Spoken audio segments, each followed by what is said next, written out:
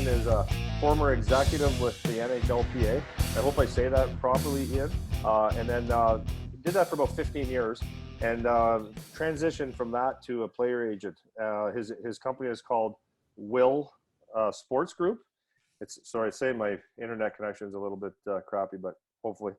The Will Sports Group, and he's a very good friend of mine. So a few highlights of Ian. We probably met about 15 years ago and became very good friends. And the reason I like Ian so much is that he's got a lot of values that I have. We share a lot of the same values. That's one thing. Very knowledgeable in hockey, very connected in hockey, very well respected in hockey. So every time we, I like it. I'm a big believer that who you hang out, of the people that you hang out with. And Ian's someone that I enjoy spending a lot of time with.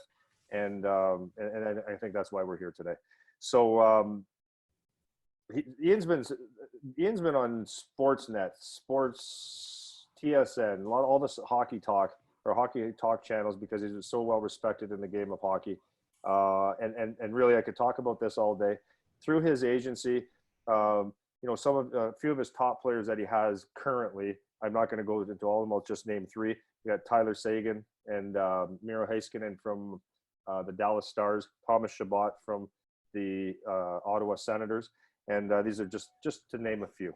So, having said all that, I could introduce Ian forever, but I'm not going to do that because we just want to talk here. I want to leave it for Ian. So, Ian. Yes. What I'd like you to do for everybody is just to explain, maybe go back a few years. You started, when you got out of university, you started in the hockey world and ended up with the NHLPA. You explain what your role was there, what you did, and maybe what you learned from it, and then how that transitioned into becoming a player agent. Sure. Andy, thanks for having me and appreciate it and look forward to talking with you today. I am. You forgot to mention that we also have a lot of laughs together. So. Well, no, on the video, I'm like Joe Professional. Right. But we do, yeah. We laugh a lot. Yeah, we have a lot. That's the most important thing. Absolutely. I went to law school. I did my undergrad at the University of Western Ontario. Then I did law school at the University of British Columbia. Graduated in 1990 from the University of British Columbia, and right from the get-go, I went right to work at the National Hockey League Players Association. The NHLPA represents all the current and future members of the players of the NHL. Back when I went there were only 21 NHL teams. Now there's 31. And since that time, I spent from 1990 to 2006 at the NHL Players Association, and I was the main contact person for the NHL hockey players in the NHL, also future, and also some former past members. I developed close relationships with them over time. I was involved in 3 collective bargaining agreements, including a strike in 1992, which was the first players' strike ever, and then 1994 and 2004 NHL owner lockouts. The last one in 2004 canceled the entire 04-05 season. And after that, I went on to start my own agency. Some of my duties, or a lot of them were legal in nature. I have a law background, but sort of my skill and specialty was interacting with the players and making sure that they were properly represented at the time by their agents, and also making sure that they had whatever questions or concerns or grievances or problems with the NHL clubs. I helped them out and represented them. So now you decide to be an agent. Now that was obviously, well, I don't know obviously, but that was a pretty good transition based on, you must have looked at it and said, okay, I know all these players. I know what I could do for them. Got good relationships. Was that like somewhat of an easy decision to make? Well, yeah, it was a natural segue from going from NHLPA, where we represented all the players, to then going and working for individual players. so that it was different work, a lot different work. I mean, you as at the NHLPA, we represented 750 plus players. As an agent, you start from scratch and build your own company, which I chose to do, and represent individual players, some which made it and some which didn't make it. And, that's the challenges of being a player, and also a challenge of being a successful agent. Right on. Are you allowed to say who your first player that you represented was? Well, at the time, the first couple players came to me in different ways. One was Brian McCabe, whose agent left the business to go work for the Los Angeles Kings. Right. And I knew Brian from my union days, and had a good relationship with him. The second one was Scott Gomez, who played for the New Jersey Devils, the New York Rangers, Montreal Canadiens, and other teams. Hired me with his father, who was an agent at the time, who then since stepped down as an agent. And then those were two of the first. Michael Cammalleri was a third. And then I had other younger players that I started to work with. 91 borns, 92 borns, 93 borns were the first wave of players. Yeah, that's when when you first started, that's when you and I kind of hooked up and started to know each other. That's right around 90, right around 2007, 2008. Yeah.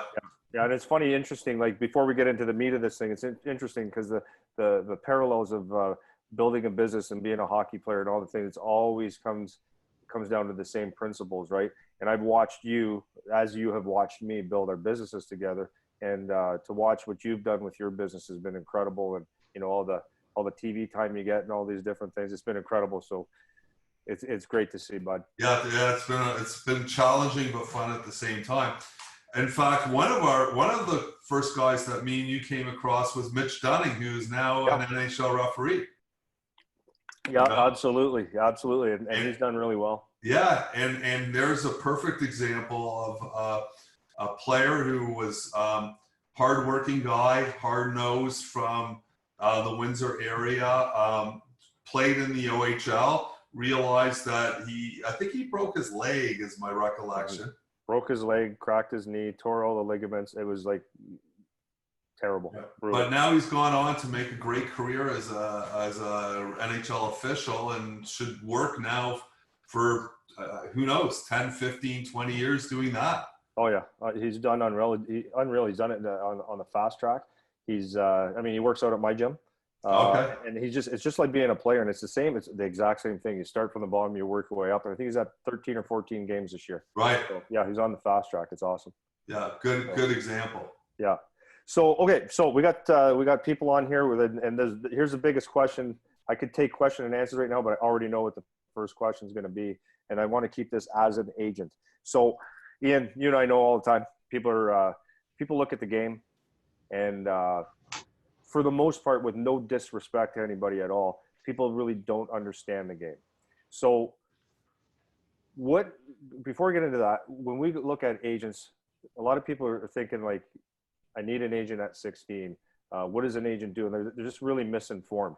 You also have people out there that represent players that probably give false information and tell people things that aren't really true.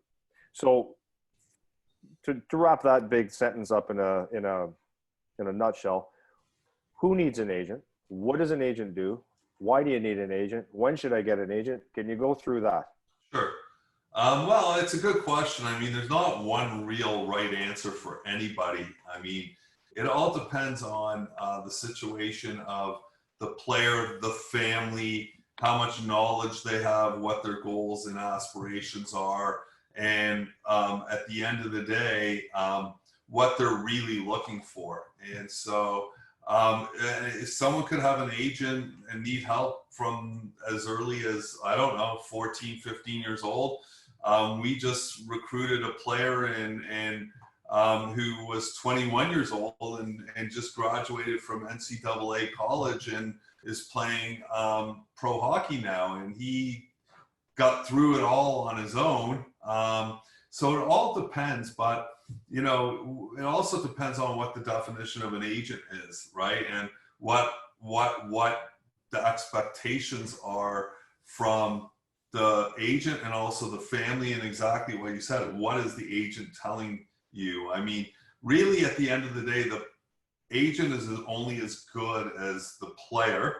But the agents, if you're finding the right people who can communicate you the right messages, and you want to listen, then having a good confidant, a good person in your corner can do a lot of help and help you evolve as a player and a person on and off the ice. Right. So so someone that gets drafted to the OHL, like someone that would need an agent, like, okay, let's go to the OHL. Someone gets drafted at 16, 17 years old. Is there actually like legally or like for contracts and stuff? I know they spill it out pretty good. Is there anything that an agent can do at that point that actually helps a player? Well, I think a good agent can help earlier than that, helping the player decide whether, you know, they want to be an OHL junior hockey player or a U.S. college player, what the differences are, what you need to know. You know, you can't be an agent to a college hockey player. You can be a family advisor. So there's a lot of different things that attach to it, but the messaging is key. You know, and yeah, they can help with the OHL contract at the time, and help guide and advise. But the bigger issue is, you know, the messaging of, you know, the training, the mindset, the communication to the family and the player, what's important, what's not important, how to train, how to go to school, you know, and realize that it's a long journey. So the navigation through the early years of the hockey career, finding that right person could help a lot. Okay, so kind of sticking with that a little bit, we had a conversation a couple months ago or a month ago, something like that, about promoting a player. You were telling me one of your, I mean, we get this a lot. I get the same question: how does my son get promoted? Should he get it? And you know, it's incredible how, like, someone is not getting maybe ranked as high as they think they are. Or they hear where they're getting ranked, and they start listening to all the stuff which may or may not be true. So they're like, I need to get an agent. And what their concept of that is, they need to get an agent so that they're promoted and they know what's coming up. And we had a conversation a while back where you were telling me one of your kids, there's two stories actually. There's one that wanted to move up to play junior somewhere, and you're saying he wasn't necessarily dominating his league. And then there was another one you were talking about where the dad said, Ian, we need you to promote us more, or I don't even know if you're his agent, and you gave him some advice of how to be promoted. Right. Conversations? Kind of. I mean, they happen every day, right? And so, you know, it's the same story. It's like the long and short of promotion is the player really promotes himself, right? That's what I was looking for. And right. Yeah. You know, and so especially at the bantam and the minor midget level, like, is that player competing start to finish? Is that player moving his feet? Is that player prepared? Is he aware? Does he know what's going on? You know, a minor midget game is 3-15s, and the player ends up playing. A good player would end up playing, maybe if he's lucky, 18 to 20 minutes, maybe 22 minutes, half the game. A defenseman possibly. Forward a little less, but some of the top forwards end up getting double shifted and whatnot. And so that's the foray into promotion. You know, is the player ready? Is the player competing? Does the player have good body language? Is the player scoring goals? Is this player defending? Is he, you know how to play the game? Is he well conditioned? You know, in today's day and age, with all the scouting that goes on in the OHL, for the OHL or a U.S. college, that promotion is every time a player steps on the ice. And, you know, promote and then over promote, and then find an agent to say, yeah, do me a favor and take my guy. And then the guy's not ready, and he gets there and you know, Andy, you played. It's like first impressions are always lasting impressions in today's day and age, especially with these coaches that all want to coach to win. So promotion is a big word, but usually you have to look within yourself and within the family to really find that you have the ability to promote yourself every single time that you're playing a game. And really all the work that goes behind that is, you know, your day-to-day training, your day-to-day practice, your day-to-day going to school. Yeah, and that's what, you know, it really, it's always good to talk to you about stuff like this, because I know, like, I know this stuff, you know this stuff. A lot of people are looking at, like, they're thinking someone that, if you tell people how great my kid is, then they're going to they're going to notice them. But as you said, if you're not doing it on your own as a hockey player, going out every shift, playing the best shift that you can, and doing everything right, then I could have you in my back pocket all day. But if I'm not doing my part, it doesn't work anyways. No, and any agent that can say, well, I can get your son, or I can promote a player somewhere. Really, the scouts come in and watch and see the 15 to 18 shifts a game. And really, you know, you spend all day. You wake up and then you have all the hours, and then you get ready, and then you go to the rink, and then you go in an hour early, and then you play for 15 to 18 to 20 minutes. Whether you got 15 shifts or 20 shifts, or you got 6 shifts a period, you know, that's the promotion. That's the fun of hockey, and that's what players need to really understand at the younger age group. Yeah. So basically, we have a lot of parents that follow puck face hockey. Would it fair to say, don't get hung up, don't major in the minors, don't worry about who's your agent, who's looking. The bottom line is, I guess, the best advice is to be encouraging to your son or daughter to show up every day, be the best player. And if you do the right thing, if you're good enough, someone will find you. Yeah, someone, and no one's hidden anymore.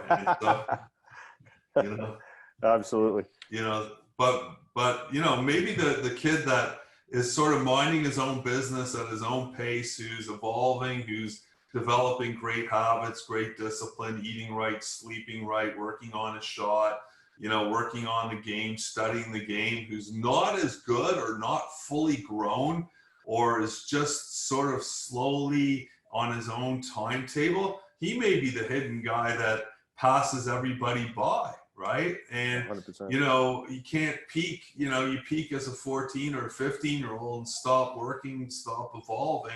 You know, there's lots of other players that are just getting started.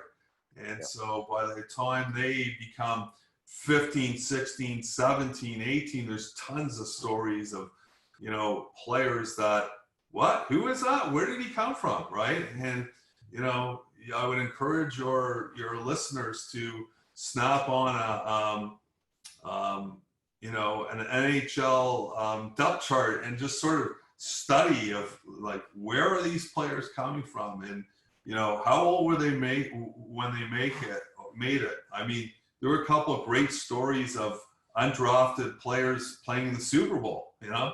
That I don't know all the NFL players, but, you know, you listen to the announcers, and one wide receiver was undrafted and one running back was undrafted, and, you know, no one knows.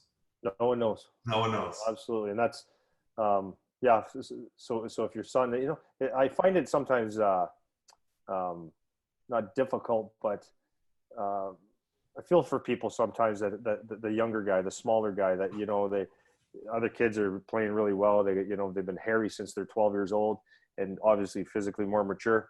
And then you got this little guy, or, you know, that's just lagging a little bit behind, that's just trying to keep up. But then eventually, like you just said, if that kid keeps working and keeps playing and doing the right things, he has just as much of a chance. It just might not be the glory from 14 to 18 years old, right? Yeah, that Anthony Cirelli, I think, in Tampa Bay was one of those guys. You know, they're all over the place. Yeah. So Ian, if you got one of the good talks that I like that you talk about is if you brought all the teams in here, the NHL teams, and you could fill the seats in the arena, just to explain how difficult it is to make the NHL. And, and then that filter that you talk about, how can you go through that for me? Yeah, sure. I mean, the odds of this is against the backdrop of no one knows who's going to make the NHL, right? So you could be first round pick, you could be a 7th round pick, or you could be not drafted. Who knows who's going to make it, right? Because the odds are for any of those players to make it are enormous, but at the same time, no one can tell anybody that they're not going to make it, and everybody should pursue their goals and dreams.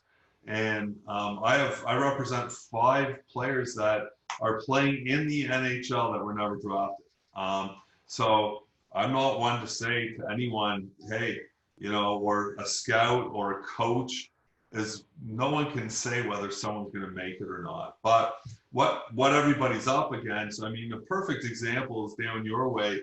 You can fly 31 NHL teams into Detroit Metropolitan Airport tomorrow, put 31 buses on the ground and come down, cross the border, and 31 buses can unload, and I don't know, 800 or 850 or 900 NHL hockey players, can all stay in the Caesars Casino 2 Towers.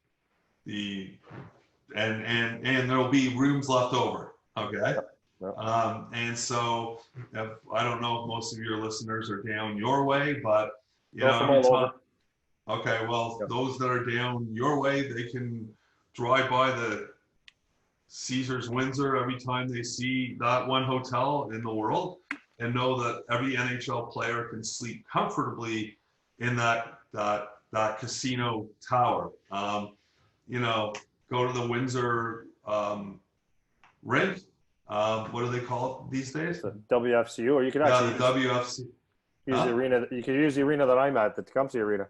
Yeah, and if across from the benches, there's probably about 1,000 seats, or not even, or more than 1,000 seats. 2 or 3 sections.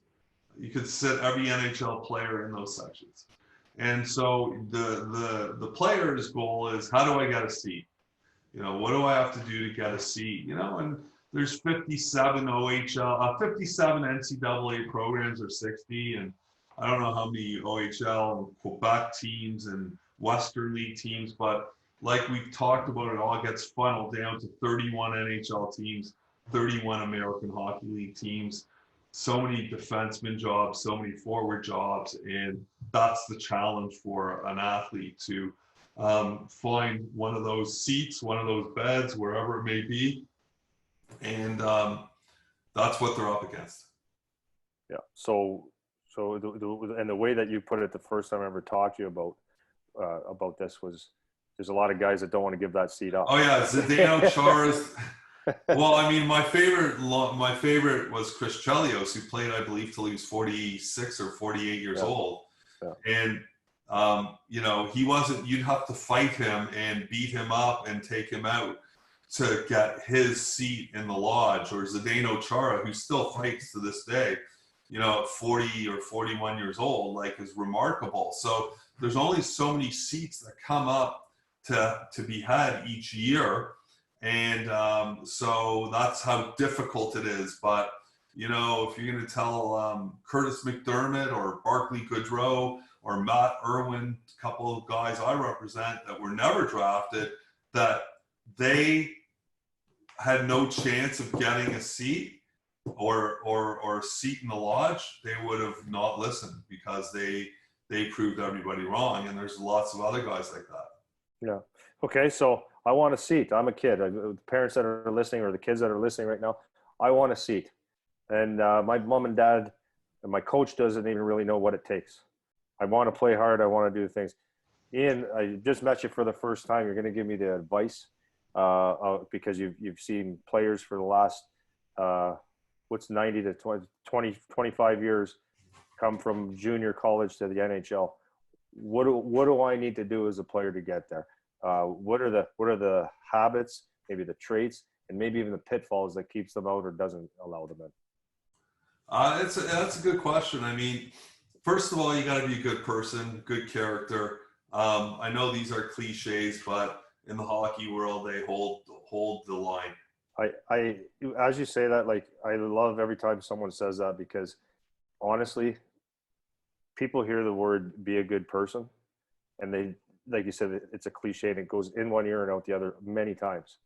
But the more that I talk to, like, Dalton was in here working out with me this morning, and it always comes back to that good guy in the room, a good person. It makes the difference of being a great teammate. And I think people have to really understand that you do actually have to be a good person. Yeah, I mean, the coaches at each level you go, and starting in bantam, minor midget, into OHL or provincial junior, or then you climb the ladders to the ECHL, the AHL, the NHL. Everybody wants to win, right? And nobody wants people in their locker rooms, especially the coaches, that aren't going to listen to them, buy in, be good teammates, be good people around to everyone, the staff that are working at the rinks, at the administrative offices, the concession stands. They don't want, no one has time to deal with people that aren't good. And so character, and characters in whatever you do, be a fireman, policeman, doctor, lawyer, whatever you decide to do, work in service, you have to have good character, and you got to develop it in the locker rooms and be good people.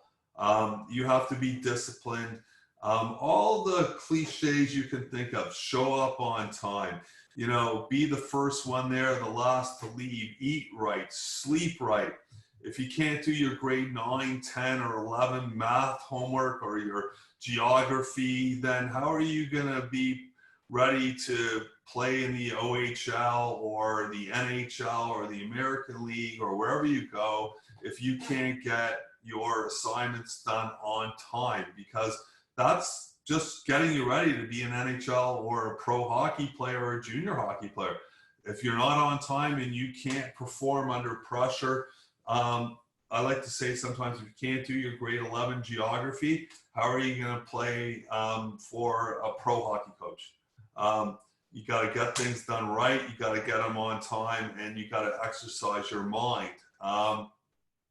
So all the little things that you can think of, you gotta build routine and discipline early so that you won't be like everybody else.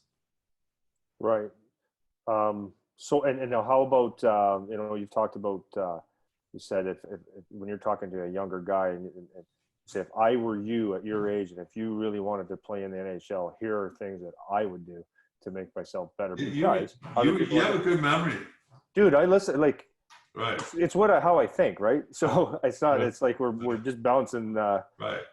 cells together here. So, but, right. Yeah, so if I was a 14-year-old or a 15-year-old, and I wanted to put myself in the best possible position to go play in the OHL, or try and garner a scholarship, a 14 or 15-year-old or whoever, every day you got to get yourself better, and it starts the moment you wake up. And this is a huge commitment, and you can't be like all the other grade 8 or grade 9 or grade 10 kids at school.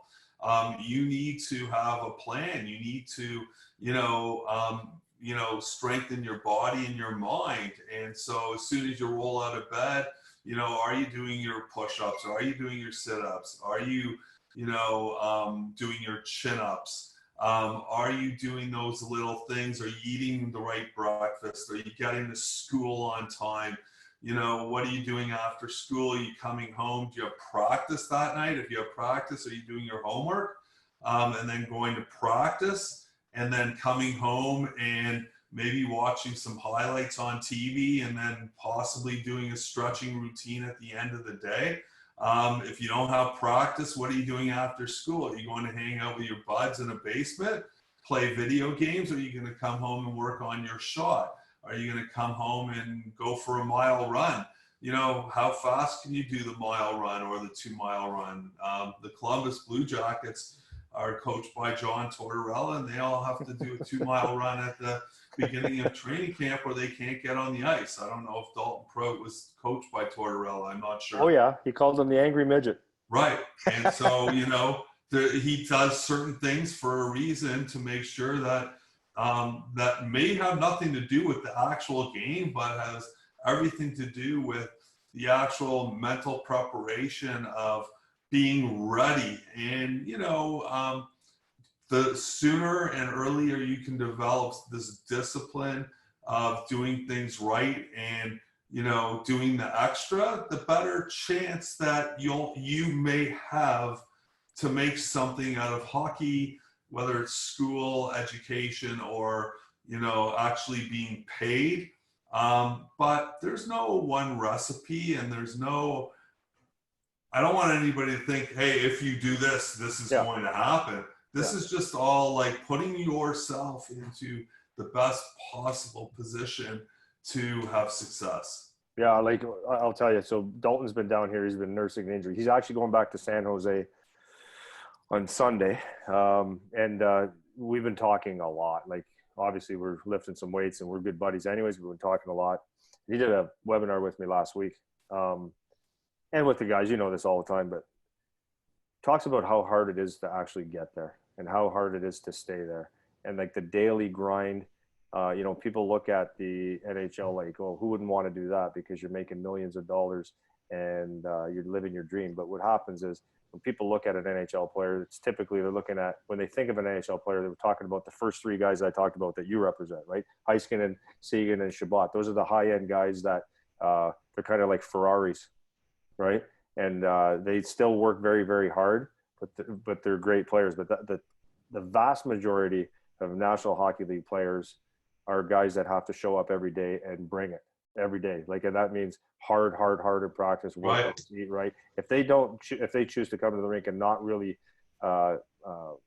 show up that day, they could be losing their job. I mean, harder to get rid of someone that's making $6, $7, $8, $9 million, but they could be losing their job. So I love that advice about just being ready, because you actually don't know how hard this game actually is. Even at the OHL level, OHL in college is extremely hard. And the other thing, the big thing is it's not always going to go your way. And so, you know, you may be, or you may think that you are the best, but the coach may not think that, or the coach may just want to send a message to you. And it's how you react and respond to the coach, you know, early in your career, whether it's in bantam, minor midget, OHL, that prepares you for what, you know, the John Tortorellas of the world, right? Yeah. And the other, you know, disciplinarians out there who all really, no one goes to the rink to purposely screw a player. But sometimes you just get caught in the shrapnel, and, you know, it's how you respond, react, and battle through adversity to make you a better person, a better player, and withstand, you know, the rigors. I just was with a couple players who are younger that are newer to the NHL, and they commented on how tough it is to travel and to arrive in different cities late at night, and, you know, the sleep patterns, and even the veterans say the same thing. And so it's, you know, it's not just really, the easy part is, you know, the 60-minute game, you know, that they're out there, and that's what the fans see, but all the work behind the scenes, you know, to prepare them for those games is what, for younger players, the sooner the better they get into routine and discipline and being good people. Yeah. So I know you're going to have to go in a few minutes, and kind of sticking to that, I'm going to give you one more loaded question. Saying all that kind of stuff, kids have to be ready. You never know what's going to happen. So I want to take it as a parent. If you're talking to me, Andy Paquette, as a parent, right? You know my son, and if I know there's a lot of, and I mean, it's innocent and they're just trying to do the best for their kid. At the end of the day, the child has to make it. I see a lot of parents, trying to massage every move that their kid makes, and get out and shoot your pucks, and they'll bring them to a private lesson and trying to do all these things. But the bottom line is the child has to want it more than the mom and dad. But it's a hard thing to do as a parent sometimes, and I get caught up in it a little bit. Sometimes I go, oh man, is my kid want it as bad as I used to want it? So I think. So as a parent, can you tell them to, and I'm not saying this in an asshole way. Can you tell them to relax? Can you tell them, like, how can I be a good hockey dad or mom? Oh, it's, every family unit's different, right? And so it all depends on that. And so, I mean, you can be a hockey family by supporting, providing, teaching, character, respect, and also discipline, and being on time, and showing up, and it's not just all kick gloves, but it's a very fine line of, like, providing structure, education, of instilling drive and work ethic, and pointing examples of different good things around the world, and educating and things like that. But you can't play for the player.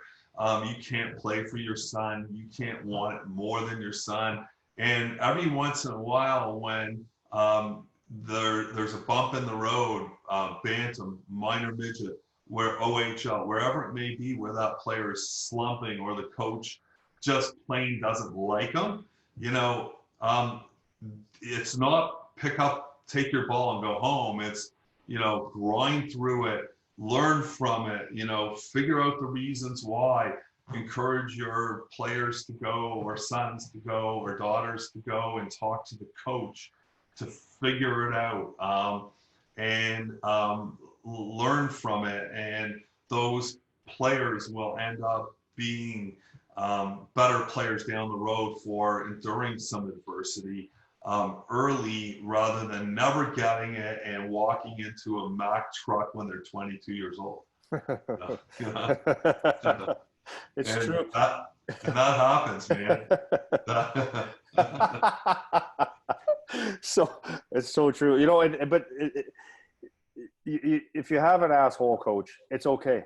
I mean, it's not fun, but it's okay. It's not going to ruin your kid's life.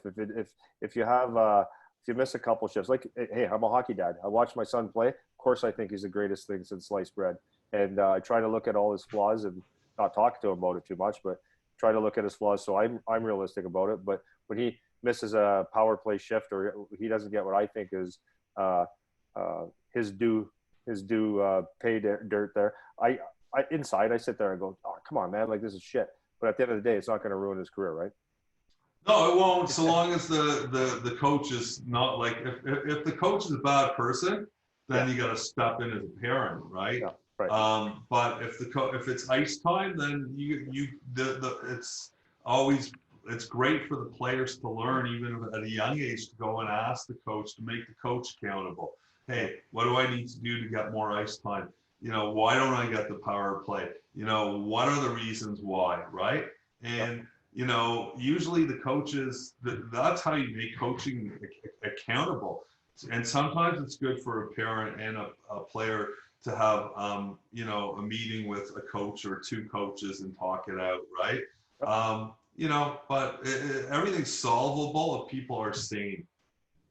Yep.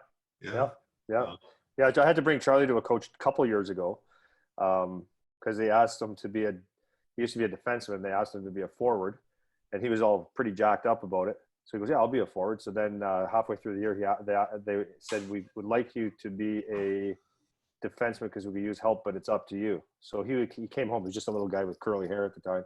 And he's like, in tears, he goes, I don't know what to do because I want to help my team, but I want to do the right thing. So I made him, I said, well, if you're going to make this decision, I'll go there with you, but you're going to have to talk to them.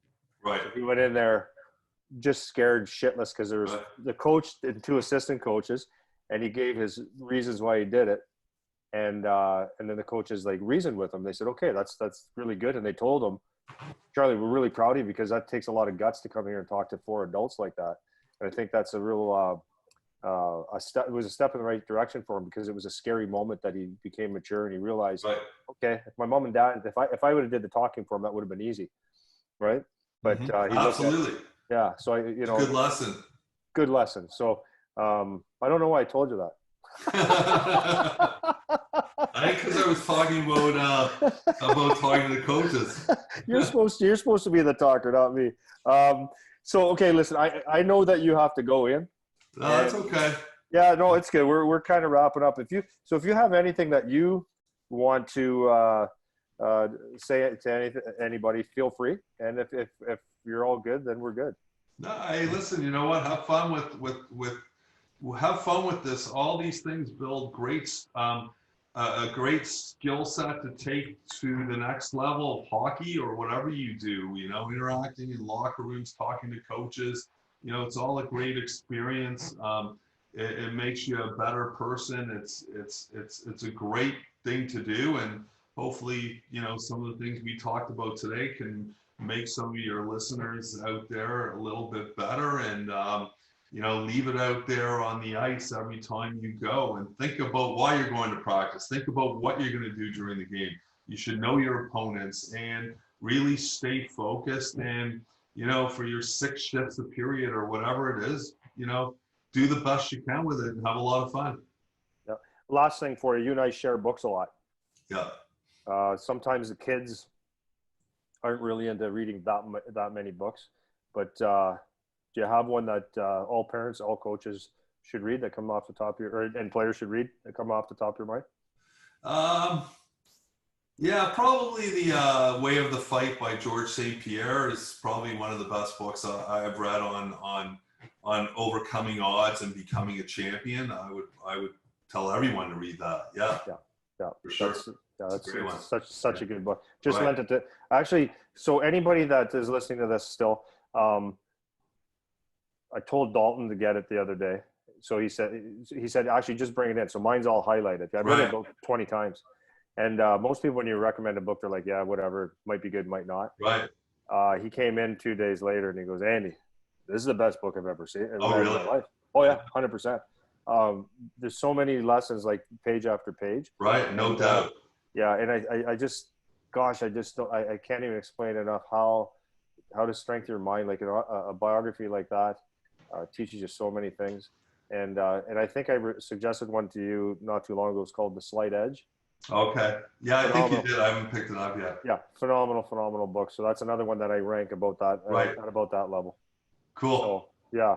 So Ian, thank you. All right, Packer. Yeah, I will talk. I will talk to you soon. Right. Everybody, this will be on the website within 3 days, and I appreciate everybody listening. All right, take care. Thanks, Ian. All right, talk to you. See you, bud.